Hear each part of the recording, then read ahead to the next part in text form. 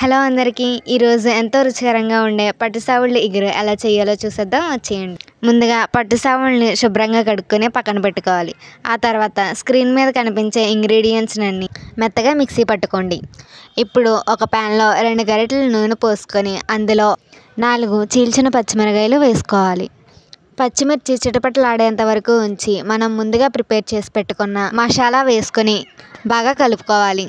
మసాలా కొంచెం మగ్గాక అందులో 2 స్పూన్స్ కారం, చిటికెడు పసుపు వేసి బాగా కలుపుకోవాలి.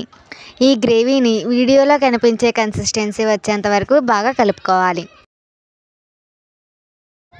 ఈ కన్సిస్టెన్సీ వచ్చిన తర్వాత మనం ముందుగా శుభ్రం చేసుకొని పెట్టుకున్న పొట్టి సావిళ్ళ ముక్కల్ని వేసుకొని వీడియోలో చూపిస్తున్నట్టు జాగ్రత్తగా కేర్ఫుల్గా కలుపుకోవాలి. వీడియోలో చూపిస్తున్న విధంగా చేప ముక్కలకి మసాలా బాగా పట్టిన తర్వాత మూత పెట్టి సిమ్లో ఒక 5 మినిట్స్ మగ్గనివ్వాలి. 5 మినిట్స్ తర్వాత మూత తెరిచి చూస్తే ఈ విధంగా కనిపిస్తుంది. ఇప్పుడు ఇందులో 1 కప్పు నీళ్ళు పోసుకొని వీడియోలో చూపిస్తున్న విధంగా కలపాలి. ఈ విధంగా కలపడం వల్ల మన చేప ముక్కలు అనేవి విరిగిపోకుండా అందంగా నీట్గా వస్తాయి.